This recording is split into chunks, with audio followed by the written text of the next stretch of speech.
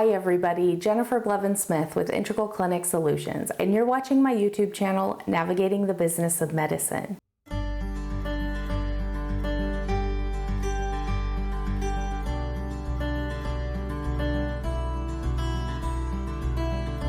Today's topic, we're going to talk about subscribing to payer newsletters. You might not even be aware that you can subscribe to newsletters to receive from payers, and it will include all the updates that they're going to be making in the future.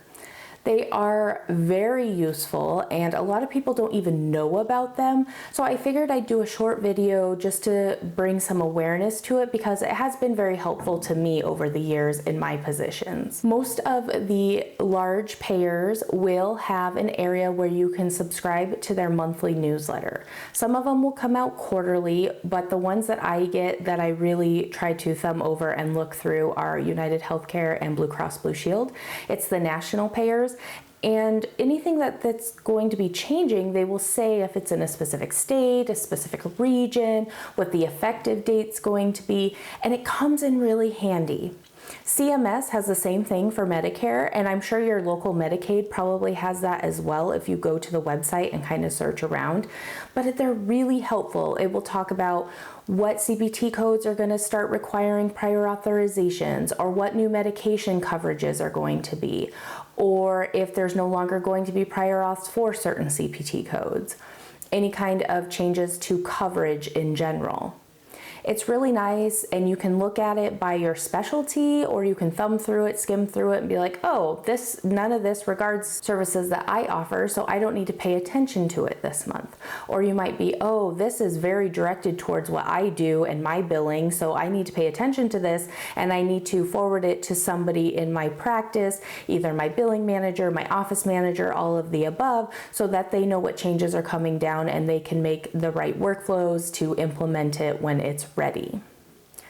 That's the thing. It allows you to plan ahead and not get caught off guard when you start having certain denials coming through on claims or reduced reimbursement, or you find out that something is now requiring a prior authorization or a referral and you have to have your staff hurry up and change what they're doing in their workflows so that your patient's care doesn't fall in the cracks.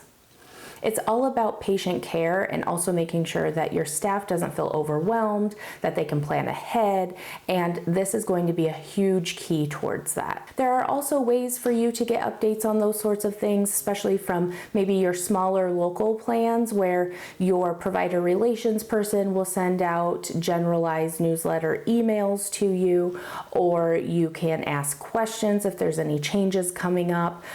But it is so nice to have it come to your email and then have the time to review it, look at it, note it, and then send it off to anybody in the practice that it will affect that needs to help. You could make sure that you're going and checking all of the payer websites for updates, but let's be real, life gets busy, things get crazy.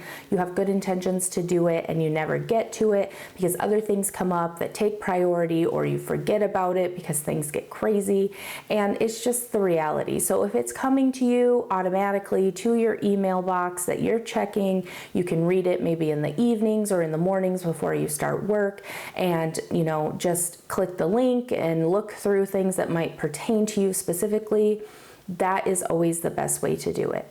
I am one of those people that I prefer things to come into my email box or automatically remind me if I put it on my calendar, because if I don't see it, I won't remember. I'm a huge list person. I will make lists all the time of things that I need to get done. Not only do I get the satisfaction of crossing it off when it's done, but it helps me remember so nothing falls through the cracks. And the more positions I've held, the more responsibility I've had, the more I've realized that's how I function best, and I'm most efficient in making sure that I'm not letting anybody down and that I'm not letting myself down when it comes to the things that I need to make sure are taken care of for patients, providers, and my staff.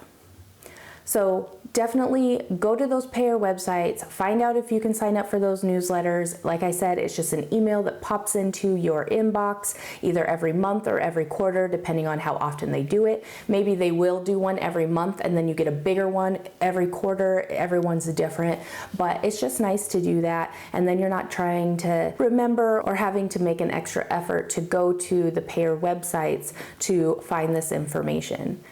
And these things that come out in the newsletter do affect your claims, and it will affect your revenue and your cash flow. And this is very important. This is part of the revenue cycle, is staying on top of the billing changes, the billing requirements, the things that are going to affect your patient care as well. So this is something that's definitely needed. So if you're not going to be a person that's going to be reviewing it, then definitely encourage or mandate your managers or your leads do it, so that you can make sure that at least somebody is staying on top of it.